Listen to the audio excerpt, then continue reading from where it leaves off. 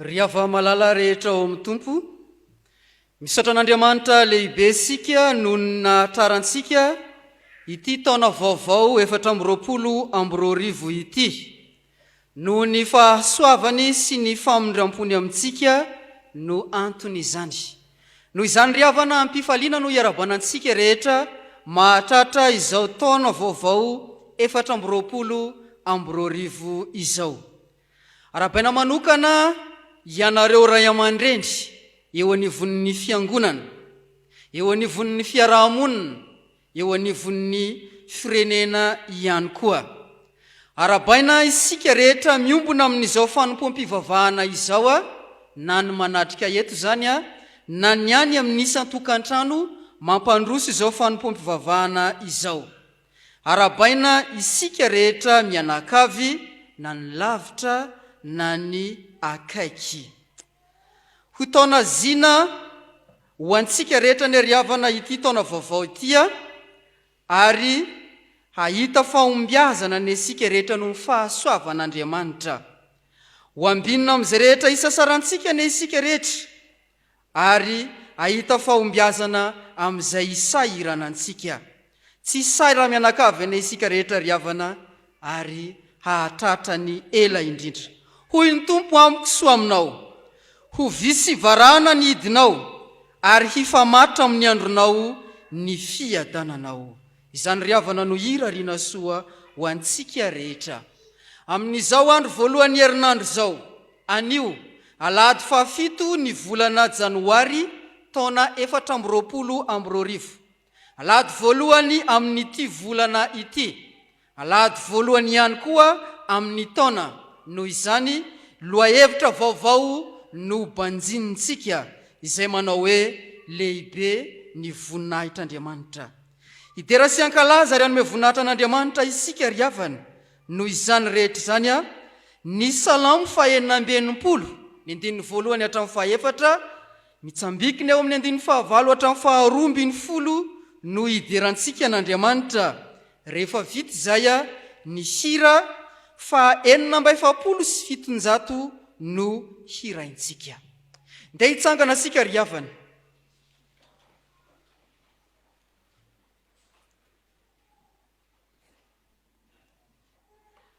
Iombona mpanao salamo sika amin'ny anaran'i Jesosy manao hoe: mibio an'Andriamanitra ny tany rehetra, mankalaza ny voninahitra ny ananany.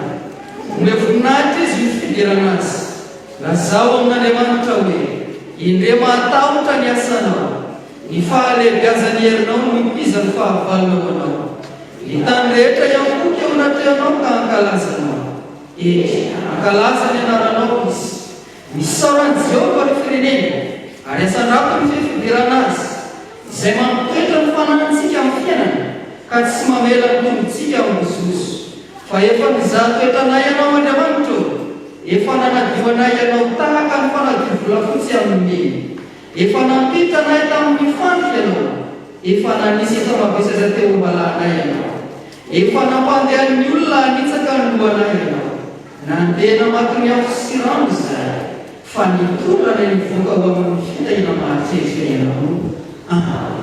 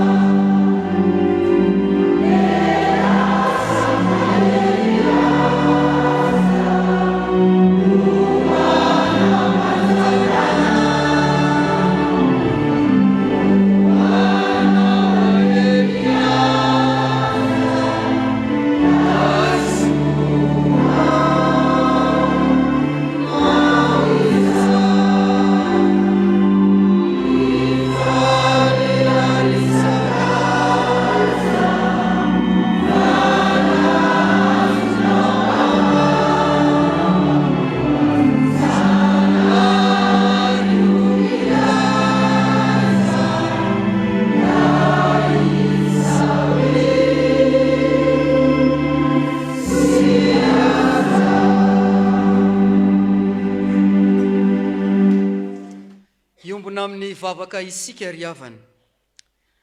Andriamanitra ray zanakary fanahy masino, faly tokoa izahay olomboavitrao noho ny fitiavanao sy ny famondramponao Andriamanitra izay tsy tapaka sehonao amin'ny fiainanay. Faly izahay satria mahatsiaro ny tanam-pahasoavanao momba sy mitantana ary mivimbina hatrany ny fiainanay. Ka mbola afaka mahatratra taona vaovao 420 midera sy mankalaza ary manome voninahitra anao izay voavitrao noho ny amin'ny Jesosy Kristy zanakao mpamonjy anay. Tsapanay teo amin'ny fiainanay Andriamanitra, fa ianao no nahatoy izao anay. Tsapanay teo amin'ny fiainanay ny tanam-pahasoavanao mitsotra momba sy mitantana anay. Nomenao anay ny tombonandro, nomenao anay ny tombon-taona, nomenao anay ny tombom-pahasoavana rehetra, ary sitrahinay izany amin'izao fotoana izao. Ka izany no antony ny fifalianay, hideranay sy hankalazanay ary hanomezanay voninahitra anao Andriamanitra. Faly tokoa izahay satria maro tompo ny mba naniry hahita izao hitan'ny masonay izao. Maro naniry handre izay renin'ny sofinay izao, nefa tsy afa nanotra satria voarinao ka manampetra. Fa izay reto kosa noho ny fahasoavanao Andriamanitra mbola velonaina hatrampamonjena. Nahoana izay no tsy hidera? Nahoana izay no tsy hankalaza? Nahoana izay no tsy hanome voninahitra anao Andriamanitra? Koa misaotra anao izay Andriamanitra noho ny tantananao ny fiainanay tamin'iny taona lasa izay nivalina iny. Namaky vakinay ny 580 andro, nefa tao anatin'izany tsapanay teo hatrany anao Andriamanitra niara-dalana taminay, niara-namaky vaky taminay iny taona 320 iny.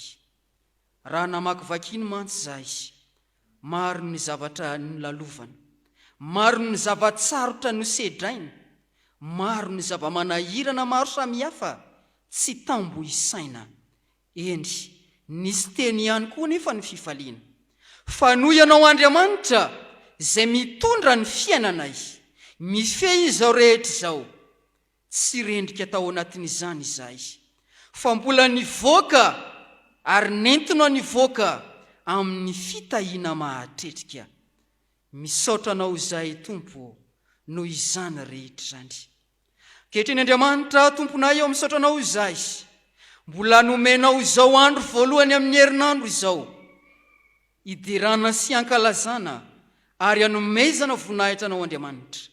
Misaotra anao izay noho ny amin'ny volana vaovao izay omenao anay indray, hibanjina anay ny loha-hevitra vaovao, lehibe ny voninahitra ao Andriamanitra. Koa ianao Andriamanitra Tomponay no deraina sy hankalazaina ary omem-boninahitra miaraka amin'Andriamanitra ray sy Jesosy Kristy ary ny fanahy masina.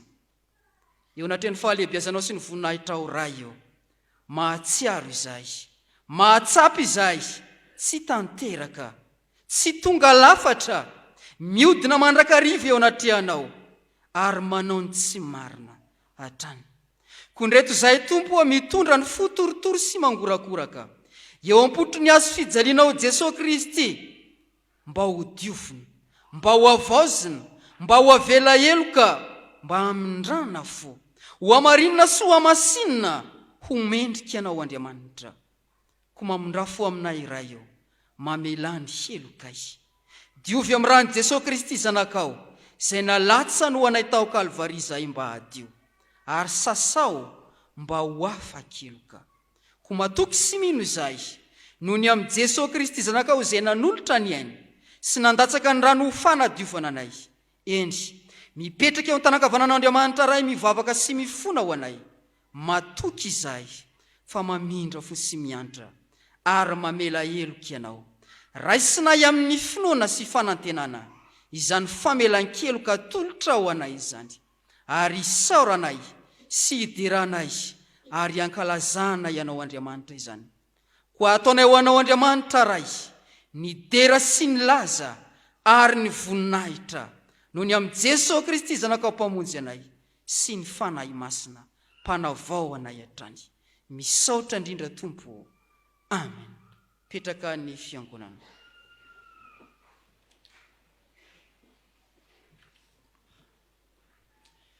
Tonga amin'ny fotoana ankalazana ny tenin'Andriamanitra isika izao ry havana.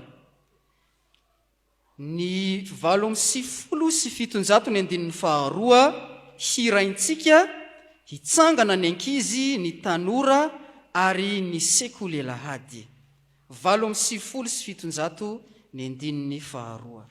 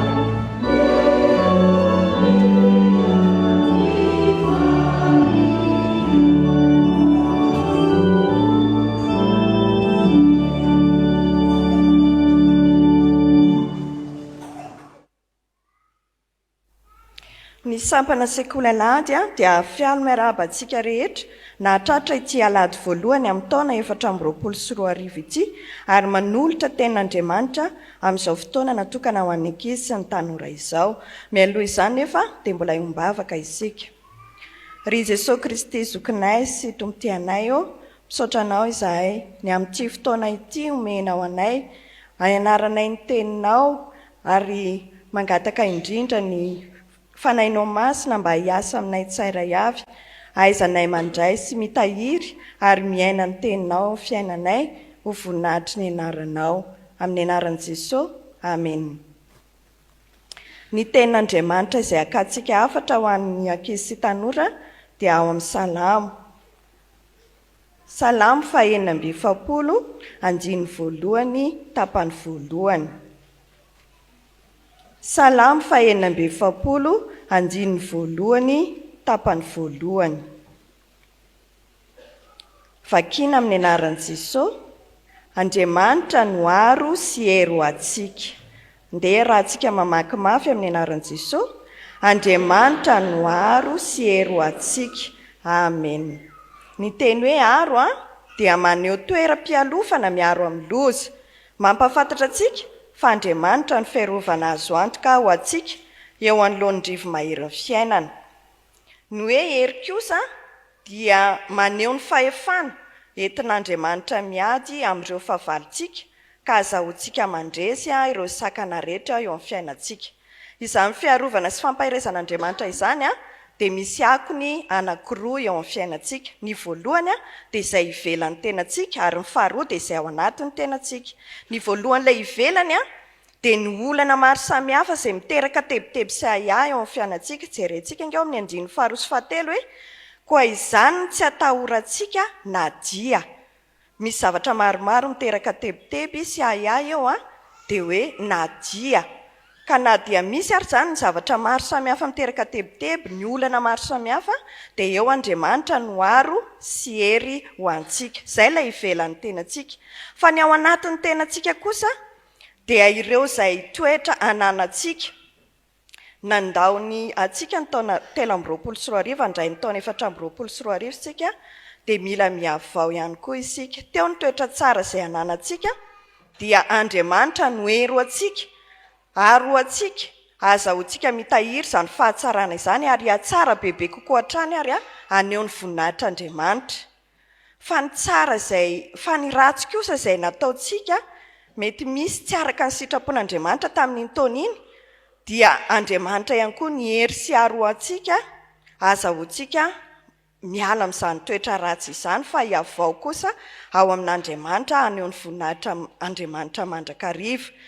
Koa noho izany ary dia nomen'Andriamanitra antsika ny teniny androany fa izy dia tsy mamela antsika ho irery, izy dia miara-dalana amintsika mandrakariva, izy ilay Andriamanitra mpamorona mikarakara antsika ny androany izao zavatra rehetra izao, manam-pahefana amin'ny zavatra rehetra, dia izy no miara-dalana amintsika. Araka ny teny ao Matteo 7:22 tapany faharoa manao hoe indro aho momba anareo mandrakariva ambara-pahatonga ny fahataperan'izao tontolo izao. Dia izy no aro sy herintsika, hanoerantsika ny olana sy ny tebotebo ny tahotra maro samihafa ka tsy hanatahotra isika raha andia izao taona vaovao izao. Ary koa aizantsika ny azona izay toetra tsara hanomezantsika voninahitra azy, fa ialantsika kosa ny toetra ratsy ka hanome voninahitra azy tsika hiova ho tsara izany toetra ratsy izany. Andeha eo averintsika ilay teny teo amin'ny anaran'i Jesosy, Andriamanitra no aro sy hery ho antsika. Dia inoana raha kisy tanora fa hiankina amin'Andriamanitra isika eo amin'ny fiainantsika sy ho avintsika manontolo, satria izy no aro sy hery ho antsika. Dia ho azy ny voninahitra fa ho amintsika izany teny izany. Ho mivavaka isika. Ry Andriamanitra tomponay, misaotra anao izahay fa nomenao ny teninao, mampatsiahy anay fa ianao no aro sy herinay. Dia misy matoky izay tompo fa tsy hanatahotra izahay satria ianao no miaro anay, ianao mampahery anay amin'ny fiainanay ka raha tojolana izay na tebotebo maro samihafa eo amin'ny fiainanay, na ny fianaranay izany na ny asanay amin'izao taona vaovao hodiavinay izao, dia ianao no miaro anay ary hampahery anay amin'izany.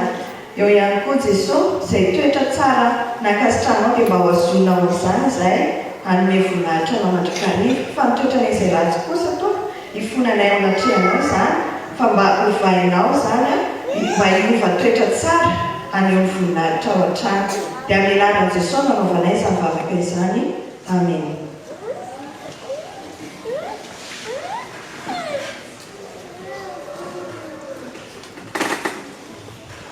Mialohan'ny tsanganana mampalokony vavaka sy amaky fandimby ny soratra masina ny antema 240 no dia iraintsika.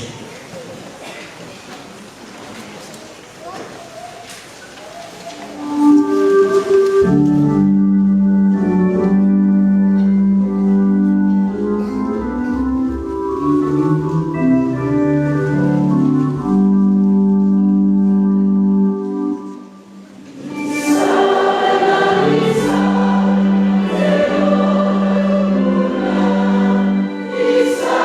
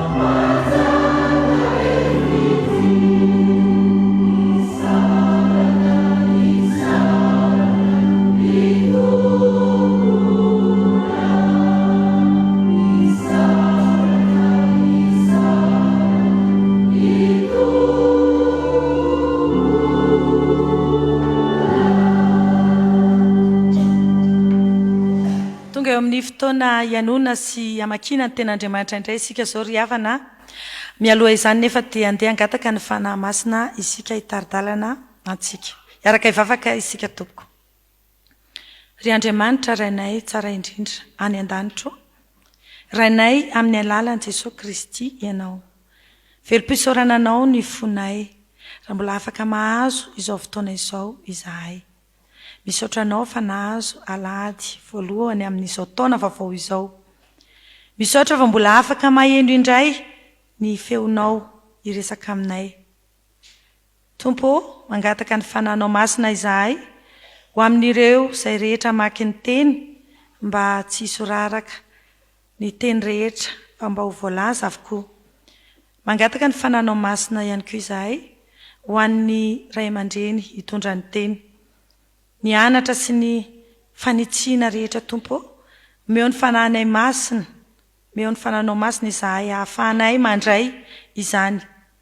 Ahaizanay manaiky ny fanitsiana sy ny fampianaranao.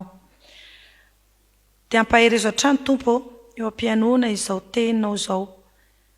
Na ny eto na ny lavitra dia samy ahazo ny anjarany avokoa. Angatahanay sy irinay ary ny fanahinao masina ho aminay tsirairay avy. Ary ataonay aminao amin'ny anaranao irery ihany izao vavaka izao. Misaotra Jesosy. Amen. Miaraka maka ny tenin'ny soratra masina isika ry havana. Izany dia ho hitantsika eo amin'ny Salamo. Salamo 470 ny andiliny rehetra. Salamo 470. Rehefa hita dia ho vakiana amin'ny anaran'i Jesosy. Andriamanitra dia fatratra eo amin'ny Joda. Malaza eo amin'ny Israely ny anarany. Naoriny ao Salema ny tralolainy ary anziona ny fonenany. Teo no nanapatapahany tsy pika manelatra sy ny apingy sy ny sabatra ary ny fiadiana. Mambikapikatra ianao sady be voninahitra. Misy eo amin'ny tendrombohitra fitohana. Voababo ny mahery fo. Reniko ny torimaso izy ary samy ankona tsy nahetsika ny tanany avokoa ny olo-mahery rehetra. Noho ny teny mafy nataonao ry Andriamanitra Jakoba. Dia asondry hitory ny kalesy sy ny soavaly. Ianao ny mahatahotra. Ka iza ny mahajanona eo anatrehanao rehefa miseho ny fahatezeranao. Avy any an-danitra no nampandrenesanao fitsarana. Raiky tahotra ny tany kasiana. Raha nitsangana hitsara Andriamanitra mba hamonjy ny mpandevitra rehetra ambonin'ny tany. Fa ny fahatezeran'ny olona hideranao tokoa. Ny fahatezerana sisa dia isikinanao. Mivoady ka efa ny voadinareo amin'ny Jehovah Andriamanitra reo. Aoka izay rehetra manodidina azy hitondra fanatitra ho an'izay mahatahotra. Manapaka ny reharehan'ny lehibe izy sady tahotry ny mpanjaka ny tany. Hotohizantsika ny vaky teny. Izany dia hitantsika eo amin'ny filazantsara nosorata amin'ny Matio, toko 7:20, andininy 7:20 ka hatramin'ny 7:20. Rehefa hita dia ho vakiana amin'ny anaran'i Jesosy. Dia namaly Petera ka nanao hoe, indro izahay efa nafoy ny zavatra rehetra ka nanaraka anao. Ko inona ary no azonay? Fa hoy Jesosy taminy, lazaiko aminareo marina tokoa fa rehefa mby amin'ny fanavaozana ka hipetraka amin'ny seza fiandriana ny voninahiny ny zanak'olona, ianareo koa izay nanaraka ahy dia hipetraka amin'ny seza fiandrianana 12 ka hitsara ny firenen'ny Israely 12. Ary izay rehetra nafoy trano na rahalahy na anabavy na ray na reny na zanaka na tany noho ny anarako dia andray zato eny ka andova fiainana mandrakizay.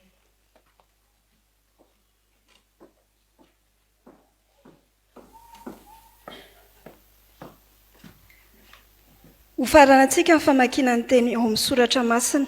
Izany dia ho hitantsika ao amin'ny Apokalipsy. Apokalipsy toko 10 atongoka amin'ny 1 ary atsahatra amin'ny 9. Apokalipsy toko 10 atongoka amin'ny 1 ary atsahatra amin'ny 9. Amin'ny anaran'i Jesosy. Ary hitako fa indro nisy famantarana iray koa tany an-danitra, sady lehibe ny mahagaga, dia anjely 7 izay nanana ny loza 7 farany satria ireny no ety mantanteraka ny fahatezeran'Andriamanitra.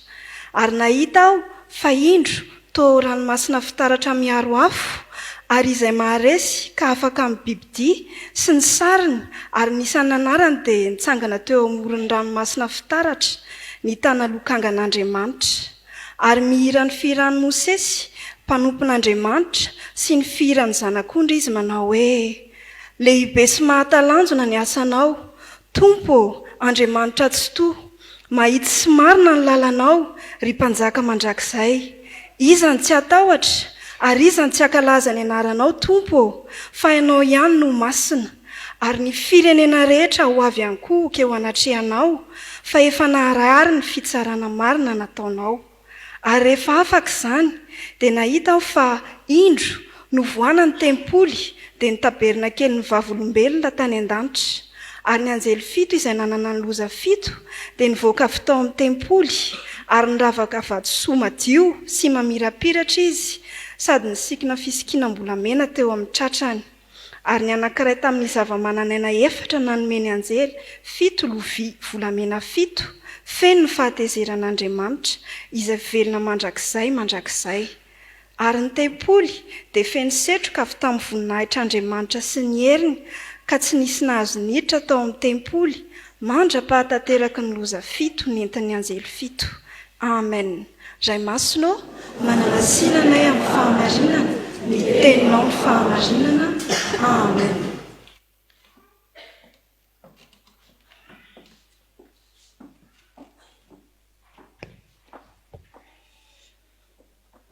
Itsenantsika ny afatry ny tompo izay ampitondrain'ny mpanompo ny riavana, dia iraintsika eo am-pitsanganana ny hira 980, ny 1 sy ny 2, dia hitsangana ny fiangonana.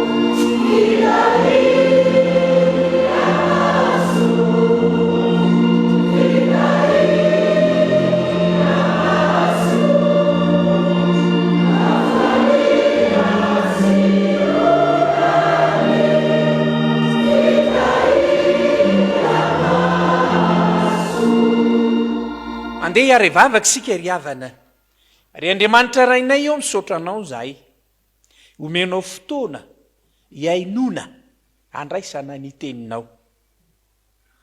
mesamanakeretem-ponay fanahy masonao azonay mandray marina tokoa zany teninao zany ary de mitenena aminay indray tahaka ny fombanao fa vonika haino anao izay mpanomponao amin'ny anaran'i Jesosy amen.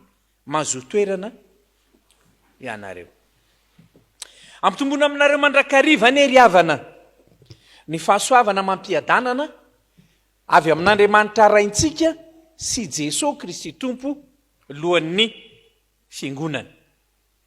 Miarabantsika rehetra nahatratra ny taona vaovao anterina ny fiarabana izay efa nataon'ny mpitarika ary dia mafisana ny firarian-tsoa izay efa natao ho ambinin'Andriamanitra hatrany any isika andidiny fiteny amintsika anie Jehovahandriamanitra ka naiza misy antsika ninonino nataontsika dia isitraka zany fitahiany zany mandrakariva isika. Amin'izao alady voalohany amin'ny volana janoary zao dia lohevitra vaovao nray koa ny banjinina lehibe ny voninahitr'Andriamanitra ary dia mandritra ny volana manontolo manodidiny zany indray ny fampianarana ny toriteny ny afatra zay ampitaina amintsika fa amin'ny teny ity raha afaka malala ny mofinaina voalahatra amin'izao alady fahafito ny volana janoary zao no andraisantsika afatra ny salamo 670 ary raha mety ianao sokafy eo ambany masonao zany. Ity salamo 670 ity raha afaka malala dia milaza izay zavatra nitranga ao amin'ny tendrombohitra Ziona eo Jerosalema zany. Ny tendrombohitra Ziona mantso no toerana misy ny tempoly ary eo no anandratana ny voninahitr'Andriamanitra manatrika eo Andriamanitra ary dia eo koa no andraisana ny tsodrano andraisany rehefa soavana samy hafa ary no izany zavatra zany dia tena be ny mahatsiaro rehefa tafasaraka anio Ziona tendrombohitr'Andriamanitra io. Zany mahatonga ny sasy any amin'ny salamo dia taony mihitsy hoe raha manadino anao ary Jerosalema ahoana ny toyny aoka ny lelako iraikitra amin'ny laninaniko aoka be zany zavatra aloky ny vavany entiny fony manolona an'izay hasaribidiny fahasoavana raisiny teo amin'ny toeran'io noho ny amin'izay fanandratana ny voninahitr'Andriamanitra teo amin'ny toeran'io malahelo izy rehefa tafasaraka any Ziona. Tahaka izany koa tsika zao rehefa mba any Ivandry zay. Zany mahatonga ny olona rehefa krismasy taom-baovao zay fetim-piangonana tokony ombonana dia makaiza mody any an-tanàna na makany Ivandry arakarak'izay zava-misy. Eto zany zao dia Salema no ilazana ny toeran'io fanafozana an'ilay Jerosalema io zany hoe na ilaza zany tsika hoe tendrombohitra Ziona na hoe ao Salema dia anankiray ihany zany. Fa andao hidirantsika inona ny afatra ampitaina amintsika amin'ity salamo 670 ity raha afaka malala voalohany dia izao miaro ny fonenany Andriamanitra. Zay aloha afatra voalohany ampitaina amintsika. Ahoana le voalohany? Inona ny afatra voalohany? Miaro ny fonenany Andriamanitra. Raha afaka malala ady tena ady no natrehan'ny zanak'Israely tamin'izany fotoana izany ary ny amabo ny tanàna ny amabo ny olona amabo ny fananana zany no tanjon'ny fahavana fa saingy izao miaro Andriamanitra. Io le hoe miaro fonena io zany dia izao ilazana n'le olona mipetraka ao io ilazana ny fananana io ilazana zay rehetra momba azy ka noho izany noho ny fiarovan'i Jehovahandriamanitra dia izao mitoetra sy maritra mandrakizay Ziona ahoana moa ny ataon'andriamanitra amin'izany fiarovana izany raha mety ianao ndao jerentsika ny soratra masina eo amin'ny 15 aloha ao ve tsika inona voasoratra eo teo no nanapatapahany zanatsipika manelatra ndry reny le aminony olony reny a mbola tsy raikitra kory ny ady dia efa arovan'andriamanitra ny olony tapatapahany ny zanatsipika ahoana nytoyny ao ny ampinga ny sabatra ary ny fiadiny jereo zany ataon'andriamanitra iarovany ny mpanompony tapatapahany zanatsipika ny fitaovam-piadiny ny sabatra ny ampinga ataon'andriamanitra potipotika tsy misy zany mbola tsy raikitra kory ny ady dia efa arovan'andriamanitra ny olony tsy zany ihany a andao ndray jerentsika ny 15 ahonoho ny 15 eto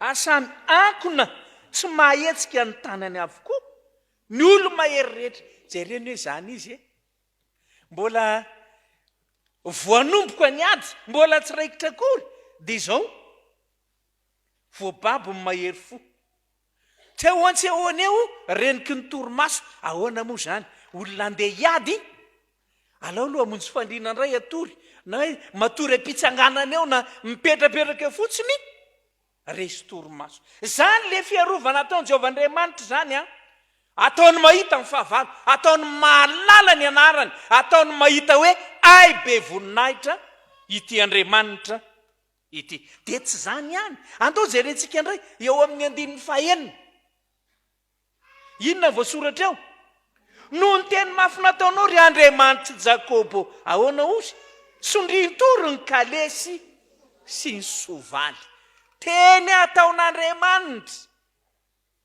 mahakasika ny reto fahavalo reto ankona na ny sovaly iady na ny kalesy tsy mahefa manao na inona na inona ry avako malala miaro Andriamanitra miaro ny finanan'Andriamanitra miaro ny olon'Andriamanitra miaro ny fananany ihany koa tradraina zao hoe ny mpitandro ny filaminany miaro ny vahoaka sy ny fananany fa mbola manefa mihoatra lavitra noho izany Andriamanitra ary ataony izay tena iarovana ny olony sy ny finanany araka ny teniny raha avako malala efa fanaon'Andriamanitra zany a tena efa fanaon'Andriamanitra zany ary fiasan'Andriamanitra mihitsy ataony fanaritaka ny fahavalo ataony misy aretina na ataony misy zava-manahirana ao amin'ny fahavalo ao any ka sady voary ny olona no miorina tsara ny fahavalo tsy mahefa manao na inona na inona raha avako malala raha mijery ny soratra masina tsika indrindra mijery ny tantara nitondran'Andriamanitra ny zanak'Israely atrian'Andriamanitra ny zanak'Israely ary arovany am'ireo zava-manahirana samihafa dia adininao indray ve le hoe andry raona amin'ny atoandro andry afo amin'ny alina sady fanatrehan'Andriamanitra reny no iarovany ny olony ihany koa ary tsarovo tsara ny teny fampanantenana nomen'Andriamanitra izay mikitika anao izay mikasika anao izay mitady anao ratsy anao sady mikitika sady mikasika ny anak'Andriamasina izy no mamela ny fiainany ho rembin'ny fahavalo zany ny fiasan'Andriamanitra ry avako miaro antsika izy ary manao antsika ho fiarovana jereo tsara hatramin'ny andron'i Jesosy tsarioko eto le vavaka nataon'i Jesosy tsy ny ampiala azy amin'izao tontolo zao fa ahoana ho izy iaro azy amin'ny ratsy tena miaro antsika Andriamanitra ary eny fa na dia mandraky te ankehitriny azy mbola miaro antsika Andriamanitra zao ianao nahazo taom-baovao miampiraindray ny taona misaorana an'Andriamanitra fa izao ho arovan'Andriamanitra ianao efa niaro Andriamanitra tamin'ny lasa miaro izy mandraka ankehitriny ary amin'ny ho avy manontolo dia mbola hiaro anao izy. Aiza re zao ny salemanao hoe, aiza re zao ny Jerosalemanao hoe, fa hatramin'izay no efa nidradraina fa zany Andriamanitra zany dia fiarovana mafy ho aho. Ary amin'izao taom-baovao zao, mahafinaritra nge, mahazo aina mihitsy nge, amin'izay ahenonao teny maneho fiarovan'Andriamanitra, ho vy, ho varana ny eny hidinao. Fiarovana nge zany e. Ao amin'ny Deutéronomie io manomboka amin'ny 3:30 manaraka eo, ny tanàny nomena ny Asera, tany mora ananiana, tany mora iakarana. Fa saingy noho ny fiarovan'Andriamanitra dia asiany vy, asiany varana, ho vavahady, ho fiarovana. Zany ny arovan'Andriamanitra antsika. Ary ny tompony efa niteny, ny amin'ny zavatra ho avy no anontanio aho. Ahoana ozy? Fa ny zanako sy ny asan'ny tanako aoka ho adidiko ihany. Tokony nomenanao ry havako amin'izao taona vaovao zao. Fa miaranao Andriamanitra, ary mametraka batery fiarovana mafy indrindra ho anao izy. Amin'izay rehetra anananao, amin'izay rehetra mombanao, indrindra eo amin'ny fiainanao manokana. Tsy ny zanak'Israely tamin'ny fotoan'andro ihany, tsy tamin'ny andron'i Jesosy Kristy ihany, fa amin'izao andro ny fiangonana izao, manana anjara fiarovana avy amin'Andriamanitra ianao. Miorena tsara amin'ny finoana. Fa tsy izay ihany ry havako malala. Raha mijery ny tapany faharoa isika, manomboka eto amin'ny 17. Jereo tsara. Sady miady Andriamanitra no mampandresy ihany koa. Ary zay no afatra faharoa ampitaina amintsika amin'izao taom-baovao izao. Inona le afatra faharoa e? Sady miady anao Andriamanitra no mampandresy anao izy. Jereo tsara ry havako malala. Ny zava-misy eto amin'ny 17 hatramin'ny 12 izao.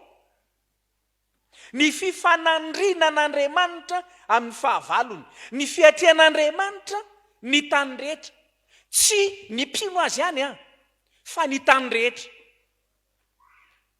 Dia jereo tsara nataon'Andriamanitra, vao mijoro fotsiny izy amin'ny heriny, amin'ny fahalebiazany, amin'ny voninahiny, dia efa matahotra, miororo, tsy mahajanona ny olona. Hoy ny 17, andao jerentsika.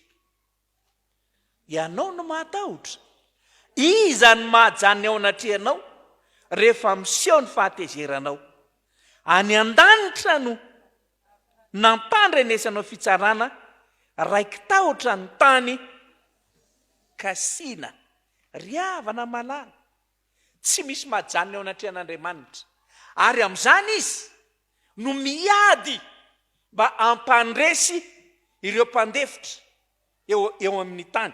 Ireo olona mahantra, ireo mavomavo, ireo malemy, tsy mba manan-kery akory, anoerana ny tsirariny sy ny fampahoriana zay mianjady aminy.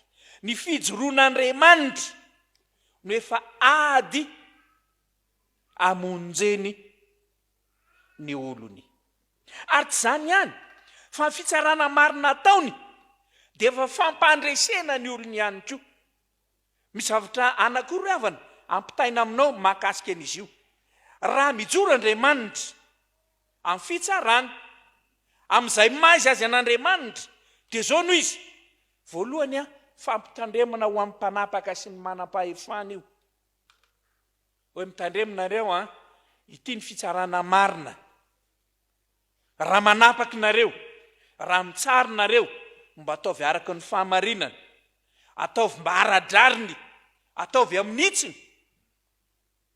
Fa raha vao mivilivily eo, ataon'Andriamanitra mahalala ny heriny, ataon'Andriamanitra mahalala ny anarany, manao fiamanao izy, fa Andriamanitra tsy hamela azo amin'izany. Zay ny voalohany. Fa ny faharoa dia izao, fampanantenana ho an'ny vahoakany koa io. Hoe maretinareo maretinareo ary miorena tsara, mijoro. Fa na dia misedra ny sarotra azy nareo, miady ho anareo Andriamanitra. ary sady miady anao Andriamanitra ny mampandresiko dia raha izy amin'izany tsarovo tsara avako malala asa ianao raha mba efa nandre ary inoko fa tsy voazao anao no nandre izany teny izany izany ado anareo fa ianareo kosa anginy tokony ho adinao zany kanefa raisin'Andriamanitra tokony ho adinao zany kanefa raisin'Andriamanitra any amin'ny andininy sasany Andriamanitra Jeremia araky amby 50 andininy 4 dia manao mihitsy hoe isolo vavanao amin'ny adinao sady anao fahamalinao anao koa sady miady zany Andriamanitra misolo vavanao Andriamanitra mitonga dia manao fahamalinao anao raha tokony iady ianao ka maly ny fahavalonao izy mihitsy no mandray an-tanana an'izany ry havana malala fiasan'Andriamanitra zany niady natrehany tokony ho aditsika ny zavatra ataony tokony isika ny fanantona amin'izany fa saingy zao noho ny herin'Andriamanitra noho Andriamanitra dia raisy ny an-tanany zany hatramin'ny andron'ny testamenta vaovao hatramin'ny andron'ny fiangonana niady natrehany tsarovo tsara no namozany ainy teo amin'ny hazo fijaliana amonjenantsika ary tsy isika ihany fa zao ity zao tontolo zao ity mihitsy novonjen'Andriamanitra nanolorany tenany ho afaka amin'izay ady sy ny zavatra maro samihafa raha mijery Romanina 9 ianao ny andininy 7:30 zao voasoratra ao dia mba toizy kely hoe kanefa amin'izany rehetra zany manoatra noho ny mpandresy isika amin'ny alalan'ilay teantsika ry havana malala amakivaky ny taom-baovao ianao zao aoreny tsara ny finoana fa isedra ianao tena isedra isika mety misy ady tsy maintsy etrehana ady amin'ny fakapanahy ady amin'ireo fahavalo samihafa ady amin'ny fiainana ady tsy maintsy misy ny ady etrehanao kanefa eto no hanome izany toko anao manoloana izany zany ady ho anao ny tompo fa ianao kosa angina olana ve zao ny tsarovy raha vao misy olana anankiray folo farafahakeliny ny vahaolana rehefa eo Andriamanitra folo farany kely ny vahaolana rehefa eo Andriamanitra ary zany ny mahatonga antsika manoatra noho ny mpandresy amin'ny zavatra atrehana tahaka izany ka dia mahazo mahatoky isika hiatrika ady ve hiatrika olana ve zavatra tra sedraina ve manoatra noho ny mpandresy ianao tsy hoe resy tsy miady na hoe mandresy tsy miady tsy maintsy miady ianao fa Andriamanitra no mandray ny aditsika tsy maintsy miatrika ianao fa izy no misolo antsika tsy maintsy misedra ianao kanefa dia zao mivoaka mpandresy ianao amin'ireny rehetrareny ry havako malala raha fitirina dia zao anankiroa ny afatra nampitainao anao tamin'ny tean'io ity voalohany dia zao miaro anao Andriamanitra miaro ny fonenanao Andriamanitra miaro zay rehetra momba anao Andriamanitra mifikira aminy dia raha izy ome voninahitra izy amin'izany zavatra izany ny faharoa dia hoe miady anao Andriamanitra sady mampandresy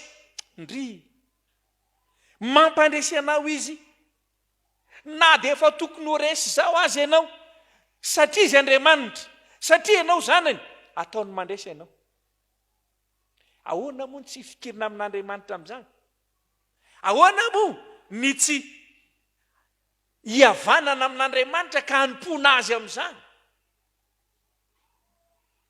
fikiro ataovy mihitsy zay hiavananao amin'Andriamanitra tsarovy eo akaikin'Andriamanitra no mahatsara antsika inona no ataontsika manoloana an'izany ndao jerentsika ny 1:12 fantaniana lehibe mipetraka io eo nazahoantsika taom-baovao eo ny arovan'andriamanitra antsika, eo ny iadino antsika ka metrany antsika amin'ny toeran'ny mpandresy. Inona no mba ataontsika manoloana izany?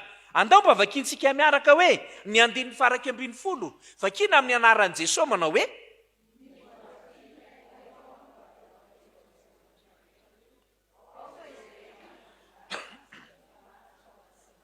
misaotra tompoko, mivoadia ka efa mivoadinareo ny Jehovahandriamanitra.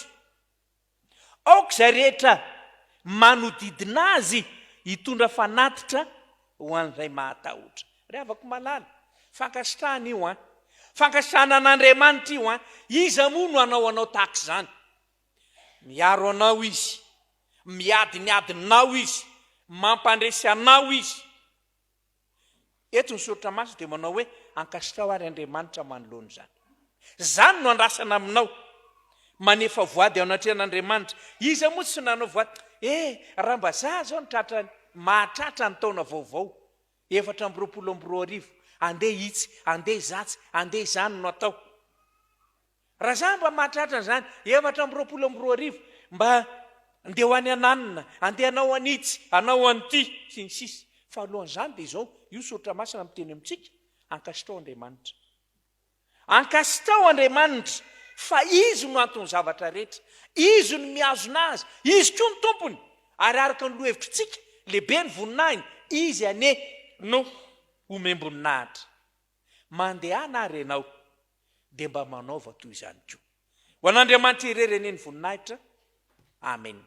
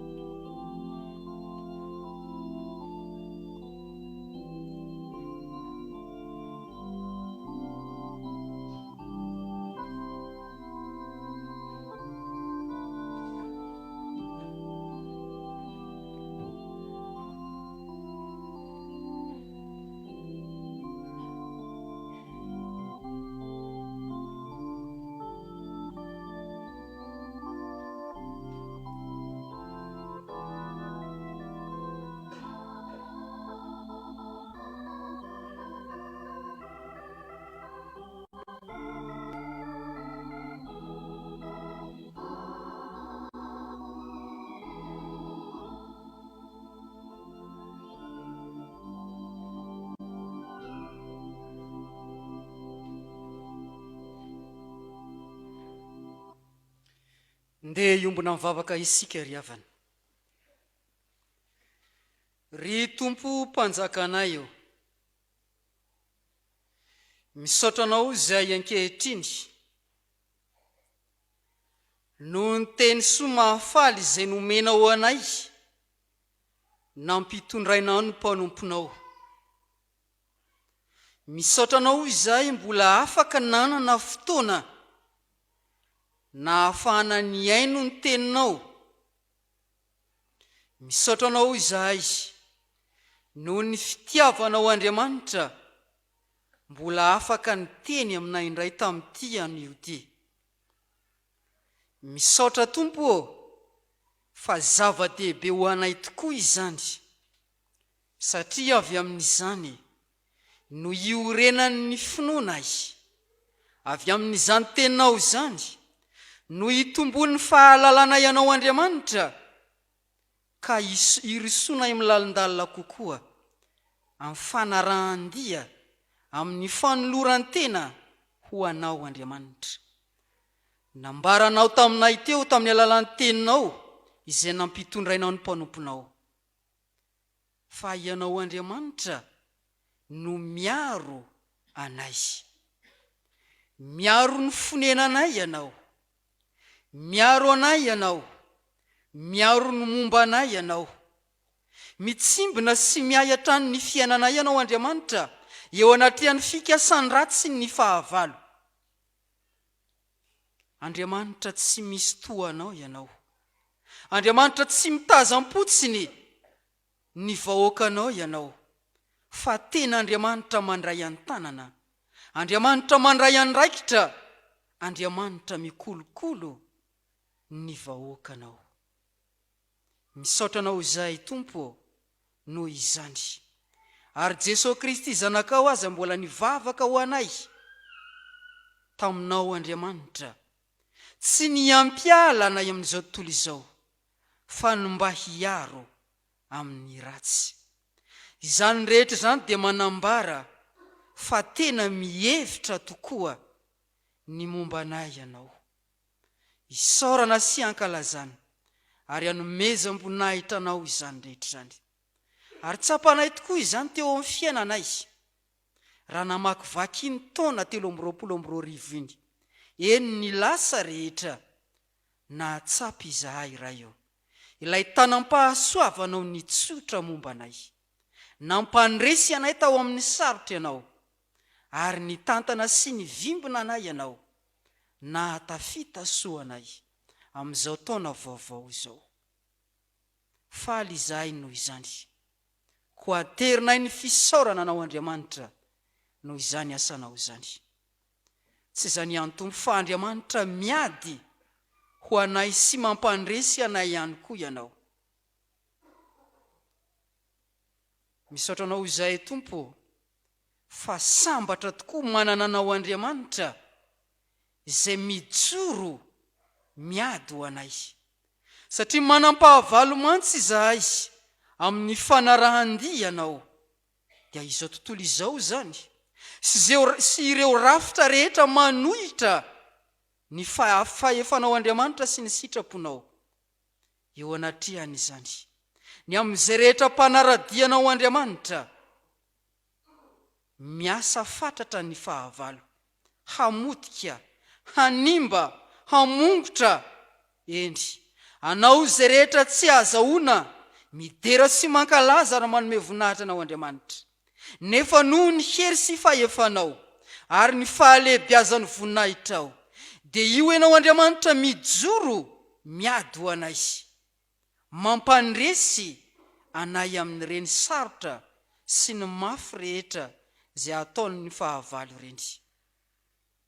Misaotra anao izay Andriamanitra Tomponay eo noho izany, fa mahavelo-panantenana tokoa izany, mampiorina finoana sy fanantenana tokoa izany, ary mahatonga anay hitodika aminao Andriamanitra hatrany amin'ny androm-piainana rehetra, fa ianao no hany azo antenainy, hany azo anteherana, ary indrindra Tompo, noho izany no hiderana sy ankalazana ary anomezana voninahitra anao Andriamanitra, fa maneho ny fahalehibiazanao sy ny voninahitrao.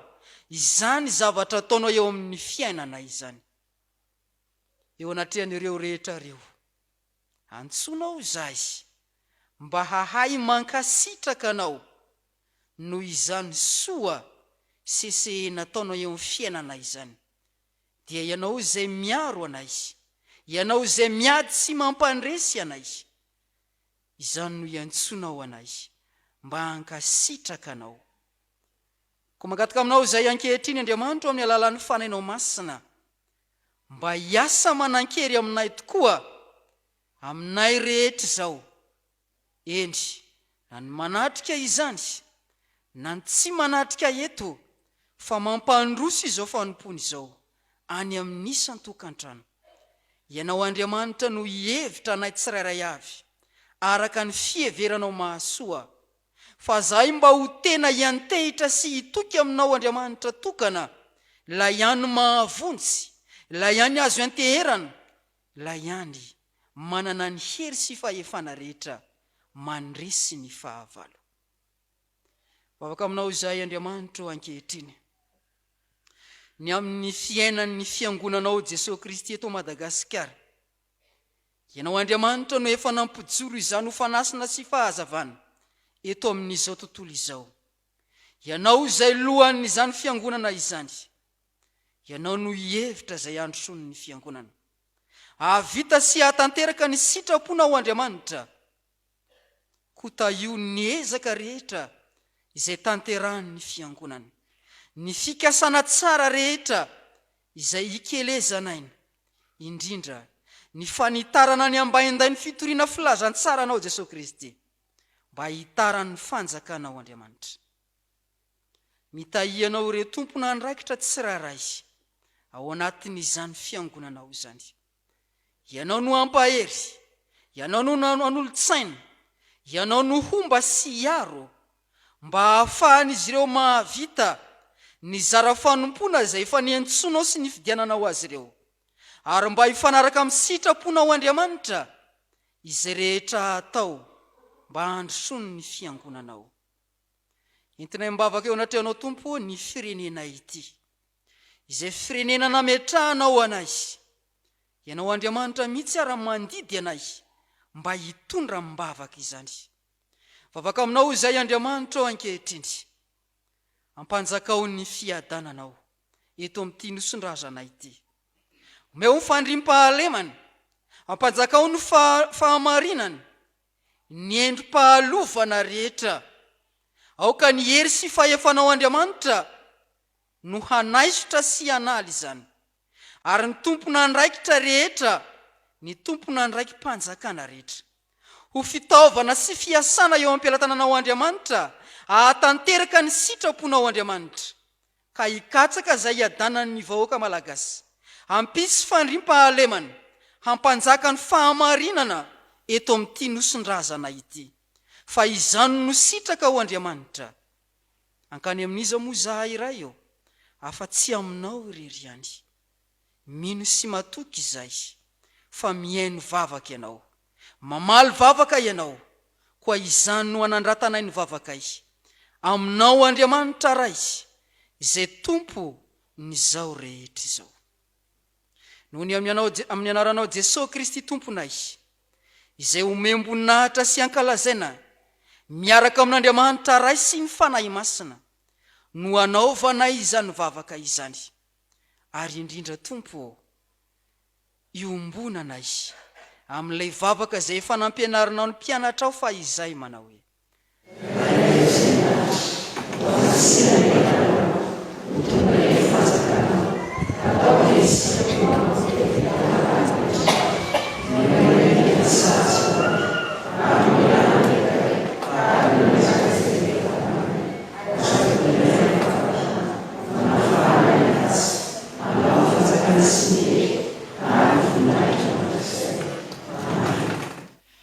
anambarany finoantsika an'Andriamanitra sika ry havana, dia itsika hitsangana hanao ny fanekem-pinoana apôstôlika.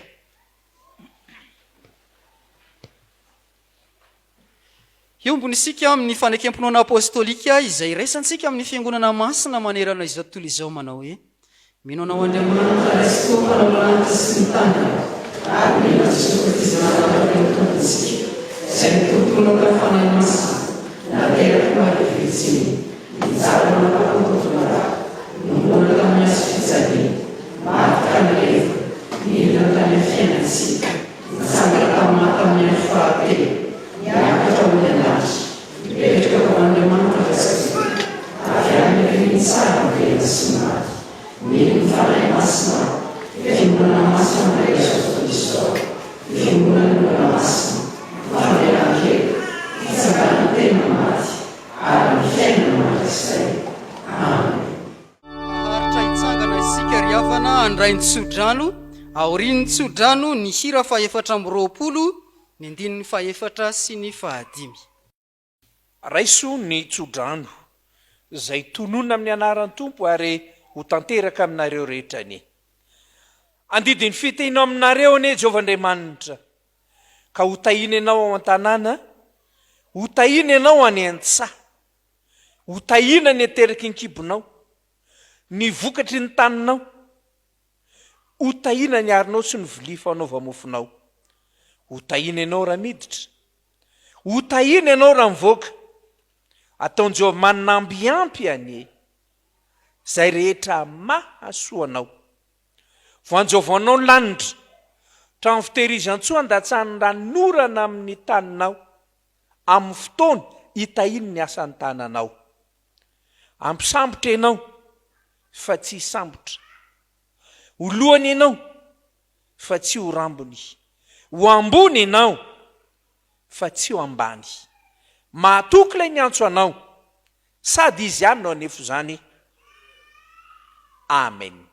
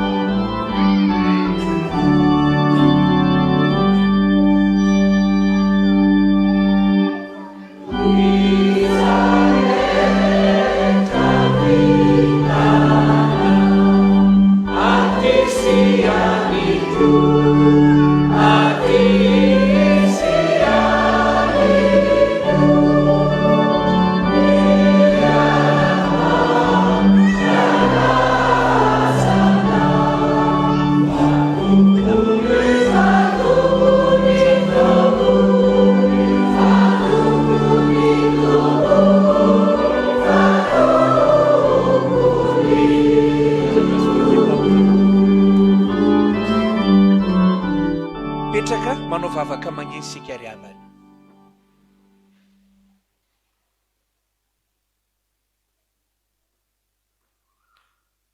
Ho an'Andriamanitra irerene ny voninahitra amin'ny anaran'iray sy ny zanaka ary ny fanahy masina